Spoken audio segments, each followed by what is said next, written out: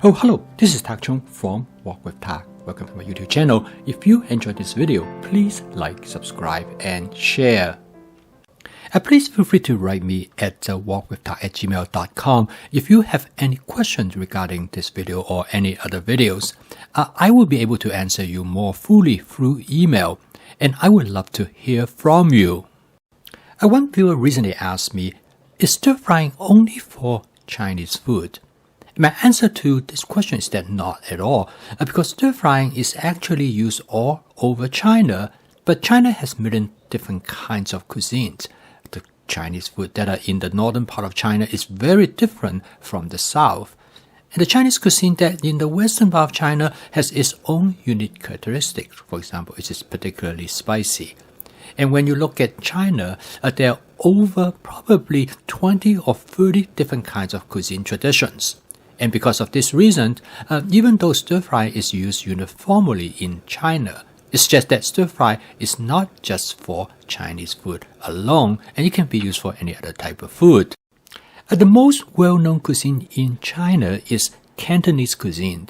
Cantonese cuisine is also very popular in America for a number of reasons. Cantonese food originated from a southern province known as the Guangdong province. Guangdong is rich in natural resources and blessed by many of the fresh ingredients available for the kitchen, and consequently, Cantonese cuisine are well known for its freshness and for its mild flavor because the cuisine is designed to emphasize on the natural flavor of the ingredients. And because of these reasons, we start to think about American Chinese food very much like Cantonese cuisine. And of course, we must not also forget most of the immigrants that first came to the United States are from this part of China, and consequently, they bring this type of food to the United States. Now, Cantonese cuisine are dominated by the flavor which specified by oyster sauce, Hoisin sauce, and soy sauce. Now, these three ingredients play an important role in shaping today's American cuisine, and these ingredients provide the flavor characteristics what we consider to be Cantonese cooking. In this video, I'm going to address why these three sauces play such an important role in both defining as well as in highlighting what American Chinese food is like, and how these three sauces play a role in help us to understand why Chinese food is so popular in the United States. Of the three sauces, oyster sauce probably is the most prominent. When you can buy oyster sauce in a can, you know that people are taking it seriously because oyster sauce is used regularly in almost any type of Chinese cooking, particularly in Cantonese cooking. I have a video describe some of the aspects about oyster sauce, both of its origin as well as how its usage. Now, oyster sauce is a distinctive sauce that used primarily for stir-frying. And the best way for you to get a feel of what oyster sauce tastes like is that when you have some oyster sauce, put a little bit on the tip of your tongue, and you can taste it and get a feel what it is like. Now, oyster sauce, as the name suggested, it came from oyster extract. Originally, the oyster extract was abundant in certain part of China, and in the 1800s, they decided maybe they can get something out of it by converting it into a sauce. And consequently, the company Li Kang-ki marketed this sauce and become a global sensation. Today, oyster sauce is probably one of the most popular sauce around the world, and it used not only in Chinese cooking, but it also used in any type of cooking. Oyster sauce is great for stir-frying because oyster sauce is rich in umami flavor. And it also contains salt because oyster sauce frequently is made with soy sauce, and consequently it can be used both by enhancing the umami flavor of the dish as well as to increase the salt level of the dish.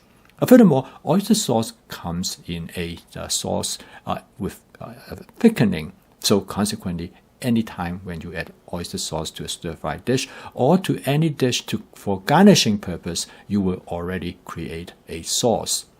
Now, oyster sauce is best for using in different type of meat, vegetables, as well as seafood. It is extremely versatile because its flavor tend to be very general. its main impact is on enhancing the umami flavor, and consequently, it will enhance the natural flavor of the food ingredients. So instead of overwhelming the food ingredients, it is designed to make the food taste better and to make the natural ingredients stand out more. Now, oyster sauce is best used by what I would call titrating. You add a little bit at a time. So the best way to use oyster sauce is to put them into a squeeze bottle so you can dispense it relatively easily, and you can add as much or as little you would like to.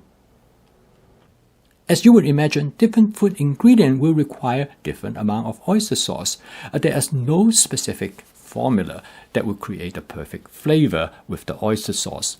Very much is up to your personal preference and as well as up to the type of food ingredients in the dish. The best way to use oyster sauce is through trial and error, which is part of my flavor chasing strategy. You can always add a little bit oyster sauce in the beginning, and then you can taste it, and then you can add more of it. And that's the beauty of stir frying, is that flexibility. The second sauce that I frequently use in Cantonese cooking is a sauce known as Hoisin Sauce. This sauce is also originated from southern part of China in Guangdong province. And I have did a video in the past to talk about some of the origin as well as the usage of this sauce. Now, Hoisin sauce is a sauce frequently used both as a stir-fry sauce as well as a dipping sauce.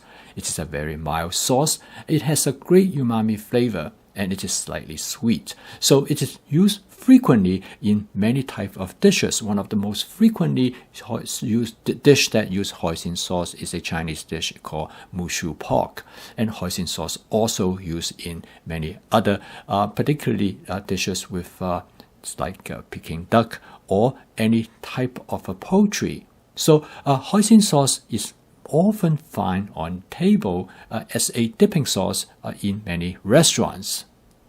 The usage of Hoisin sauce is much less in comparison to oyster sauce, and very rarely the Hoisin sauce was used by itself in stir frying. So quite frequently, oyster sauce and Hoisin sauce are combined to create the type of flavor that is both salty and sweet. For example, teriyaki flavor dish frequently use the combination of these two sauces to create that teriyaki flavor, and in some cases, soy sauce is also added to the dish as well.